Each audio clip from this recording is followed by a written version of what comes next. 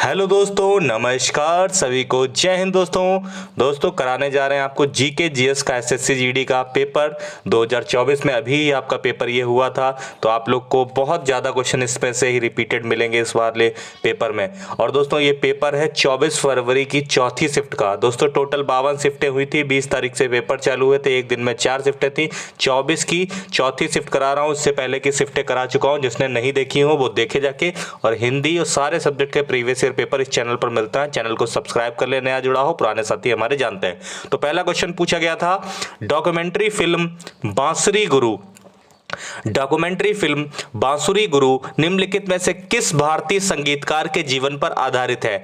हरिप्रसाद चौरसिया, पंडित रविशंकर, पंडित शिव कुमार शर्मा और टीएच विनायक राम। ये चारों ऑप्शन बहुत इंपॉर्टेंट है। इन चारों ऑप्शन को जब रखता है तो चारों ही इंपॉर्टेंट ऑप्शन को ही घुमा फिरा के पूछता है। तो देखो डॉक्यूमेंट्री फिल्म आप लोग समझ सकते हो, हरिप्रसाद चौरसिया है, इसमें ऐसे हैं जो बांसुरी से संबंधित हैं। अगर आपको नहीं भी मालूम होता तो आप लोग कॉमन सेंस थोड़ा सा दिमाग लगाते तो आपका ये क्वेश्चन सही हो जाता। बांसुरी गुरु कौन है दोस्तों?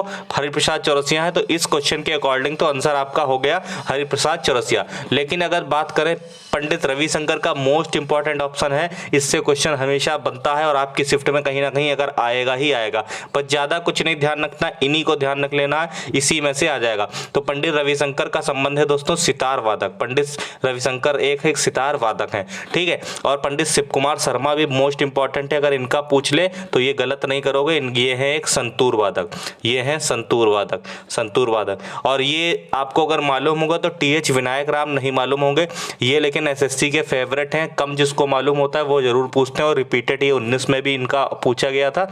और मैंने 21 के पेपर जब पुराने छाटे एनालिसिस किए तो उसमें भी टीएच विनायक राम का नाम था। तो इस पर जरूर चर्चा कर लेते हैं। जो टीएच विनायक राम है, इन्हें ताल वादक जाना जाता है, ताल वादक। और ताल वादक किस टाइप के ताल वादक है? तो ये जो घड़ा होता है, घड़े को बजाते हैं, मिट्टी के घड़े को, तो उसके लिए बहुत फेमस है दोस्तों। इनको इसके लिए कहा जाता है घाटम के देवता। घाटम के देवता मतलब क्या होता है? घाटम घड़े को ही तत्सम रूप में कहते हैं। तो घाटम के देवता ये मान के चलिए, आपको ये ध्यान रखना है, ये घड़े के जो मिट्टी के जो घड़े हैं उसको बजाने के लिए प्रसिद्ध हैं। तो घाटम के देवता अगर पूछे किसे है तो विनायक राम, ये टीएच विनायक राम, ठीक है। हरिप्रसाद चौरसिया बांसुरी, रविशंकर आपके सितार वादक, पंडित शिव कुमार शर्मा संतूर वादक और टीएच विनायक राम ये घड़े के जो है वही बजाते थे। तो इतना चीजें आपको क्लियर होगा, ये चारों ऑप्शन में से आएगा, गलत नहीं होगा। मैं कुछ प्लस पॉइंट भी बताते जा रहा हूँ। चैनल को सब्सक्राइब कर लीजिए, कम समय में सबसे ज्यादा बताने के लिए मैं इस चैनल के लिए जाना जाता हूं दोस्तों। और जो पुराने छात्र जानते हैं, अनुभवी हैं, जिनका सिलेक्शन हो गया, वो हमेशा सही राय देंगे कि RSST पॉइंट पे जो सर हैं वो हमेशा समय बचाकर आपकी मेहनत को दुगने स्पीड से पढ़ाते हैं। तो दूसरा क्वेश्चन दोस्तों पूछा गया था, किसने 1893 में शिकागो में विश्व धर्म संसद को संबोधित किया?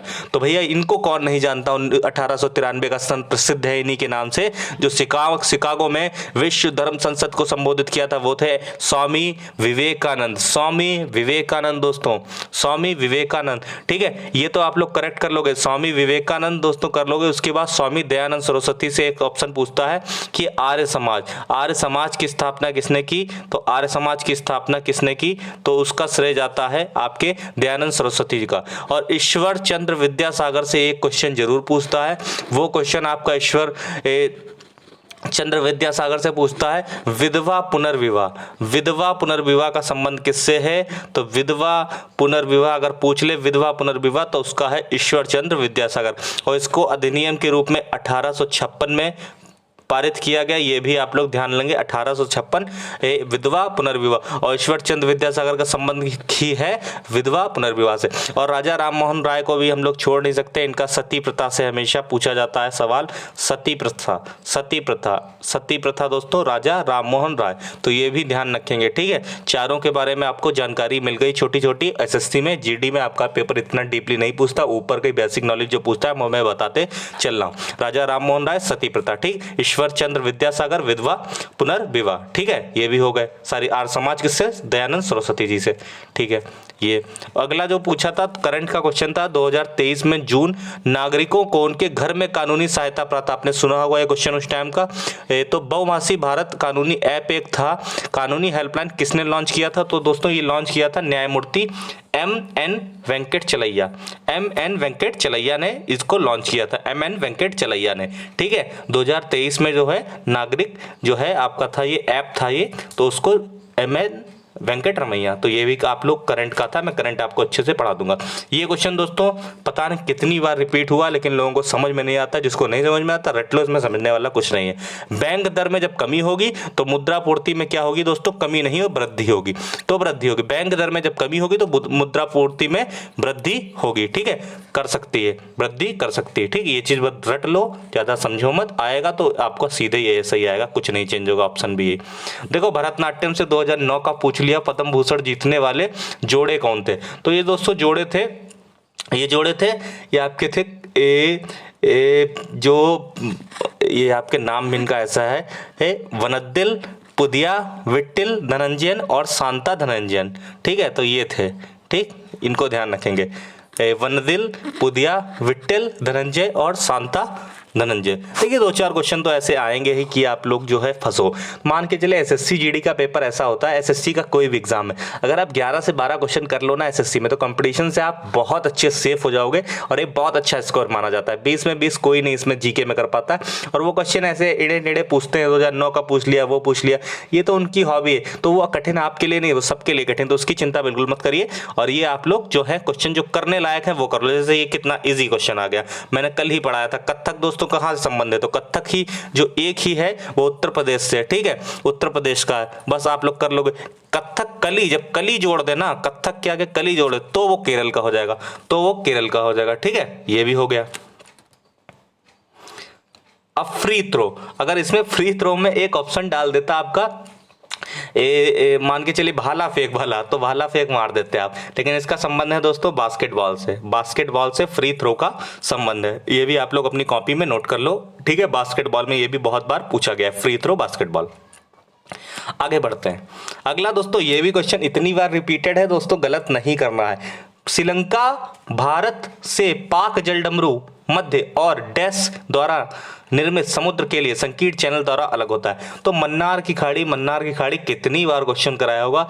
अगर जो भी नया बच्चा नोट कर ले, क्वेश्चन फिर से रिपीट होगा, ऐसे रट लो, आ जाएगा। ठीक है, श्रीलंका और भारत में पाक, देखो एक तो पूछता है पाक जलडमरू मध्य किसके बीच में है? तो वो है श्रीलंका और भारत में। और जो नया नया बच्चा जुड़ा होगा, तैयारी कर रहा होगा, वो उसमें ऑप्शन में लिखा होगा सबसे ऊपर पाकिस्तान, तो कहेगा पाक जलडमरू तो भारत और पाकिस्तान के बीच में होगा, लेकिन ये बच्चों गलत है, कंफ्यूजन के लिए डालता है, भारत और श्रीलंका के बीच है। ठीक है, इसका ऑप्शन हो गया मन्नार की खाड़ी। ठीक है, आगे बढ़ते हैं दोस्तों। ये पूछ लिया, देखो पंचवर्षीय योजना से मैंने कहा था क्वेश्चन जरूर पूछेगा कहीं ना कहीं, शिफ्ट इसकी एक अलग से वीडियो में लाऊंगा। ठीक है, इसमें पूछा गया है जो ऐसी कौन सा मतलब नंबर की योजना थी जिसने अपना लक्ष्य जो रखा था विकास हासिल कर लिया था, लक्षित विकास हासिल कर दिया, तो ये 8वीं योजना हो जाएगी। 8वीं योजना, ये भी रट लेना, 8वीं योजना। ठीक, 8वीं योजना, ये अलग से वीडियो आ जाएगी, लेकिन जो जो क्वेश्चन आए उसको जरूर कर लो, वही प्रीवियस ईयर रिपीट हो जाएंगे। आगे बढ़ते हैं दोस्तों, चैनल को जरूर सब्सक्राइब कर लीजिए। आप समझ सकते हैं कंटेंट में कितना दम है, कितनी मेहनत है, तो आप लोग प्लीज चैनल को जरूर सब्सक्राइब कर लीजिए। ऐसा चैनल आपको बार बार नहीं मिलता जो आपके लिए इतनी मेहनत करता है।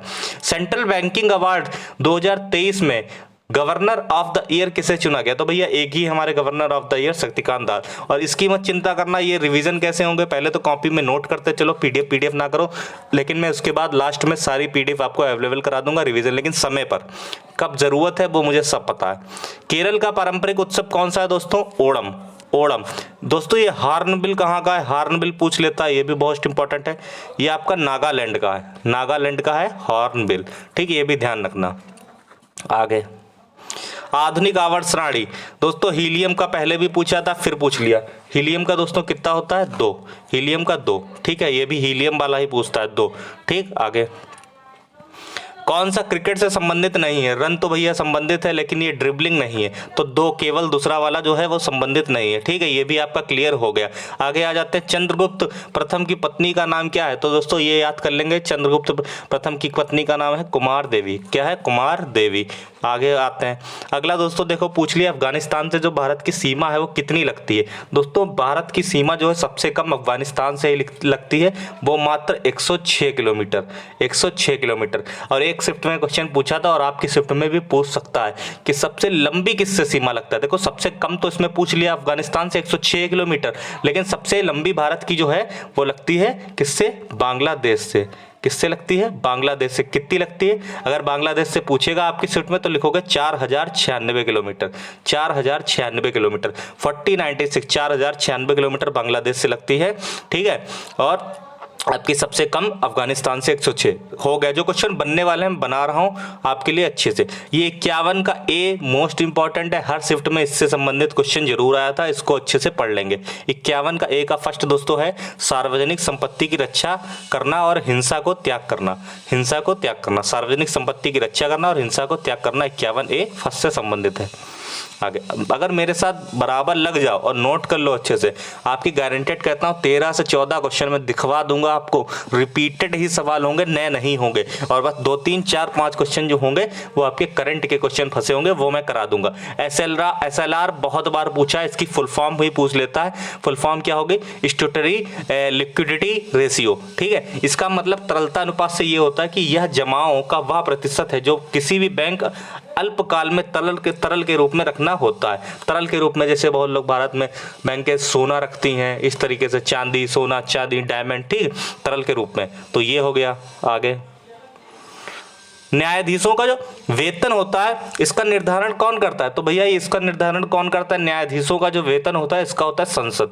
आप सोचते हो कि टाइम क्यों नहीं देते सर, हमें आपको जानना और पहचानना नहीं है। अब आपको क्वेश्चन पेपर देखना है, क्वेश्चन कैसे आ रहे हैं उसको नोट करना, जो नहीं आता उसे नोट कर लेना और बस आगे बढ़ते रहना है, यही तैयारी है बस। देखो दूसरा एशियाई मैंने कल ही शायद शिफ्ट में बताया था, उसमें पहला एशियाई खेल पूछा गया था कहाँ हुआ। तो पहला एशियाई खेल भारत में हुआ। कब हुआ दोस्तों? 1951 में। और इसमें मैंने दूसरा भी बता दिया था कि इससे बाहर नहीं एशियाई खेल से आएगा, तो दूसरा भारत में ही हुआ 1982 में। दूसरा दोस्तों भारत में कब हुआ? 1982। पहला भारत में हुआ 1951 नई दिल्ली में, फिर दूसरी बार हुआ 1982 में आपका नई दिल्ली में ही हुआ। तो ये भी बाहर नहीं जाना चाहिए क्वेश्चन यहाँ से। अगला दोस्तों पूछ लिया विश्वकर्मा योजना से है। विश्वकर्मा योजना जो है नरेंद्र मोदी के अध्यक्षता में आर्थिक मामलों में मंत्रिमंडलीय स्थिल 2023 में डैश अवधि, तो 5 वर्ष की अवधि के लिए 13,000 करोड़ रुपए के वित्तीय परिव्यय के साथ एक नई केंद्रीय क्षेत्र योजना पीएम विश्वकर्मा योजना। दोस्तों कुछ विश्वकर्मा योजना पूछ रहा हूँ, फेवरेट है एसएससी की, वही पूछेगा। देखो पहले तो ये विश्वकर्मा वाली ध्यान रखो, ये आपसे क्वेश्चन गारंटेड आएगा। ये 17 सितंबर 2023, 17 सितंबर नोट करो कॉपी में, 17 सितंबर 2023 विश्वकर्मा योजना। कौन सा हो जाएगा? विश्वकर्मा योजना। 17 सितंबर 2023 को पीएम विश्वकर्मा योजना की शुरुआत हुई। ठीक है, अगला पूछेगा आपका जनधन, मैं बता रहा हूं इससे बाहर नहीं जाएगा, पूछेगा जनधन। तो जनधन अगर पूछेगा तो 15 अगस्त 2014 भारत सरकार बनी थी, तो 15 अगस्त 2014 को कौन सा है? जनधन योजना। ये भी नोट करो, 15 अगस्त 2014। एक और हाँ पूछ लेता है आपके एसएससी में, आयुष्मान वाला पूछे तो आप लोग इसका नोट कर लो, 23 सितंबर 2018, 23 सितंबर 2018 आयुष्मान। जनधन 15 अगस्त 2014 और 17 सितंबर 2023 की हाल में ही विश्वकर्मा योजना। ठीक है, ये थे मोस्ट इंपॉर्टेंट दोस्तों। अगर लग रहा कंटेंट में दम है और कम समय में अच्छा पढ़ा रहे हैं और लगातार ऐसा पढ़ना चाहते हैं तो चैनल को तुरंत सब्सक्राइब करें। कमेंट बॉक्स में लिखें क्लास कैसी लगी, सबको लिखना है कमेंट क्लास में कैसी लगी, तभी मेरा और मनोबल बढ़ता है और मेहनत से मैं पढ़ाता हूँ। धन्यवाद, जय हिंद, जय भारत।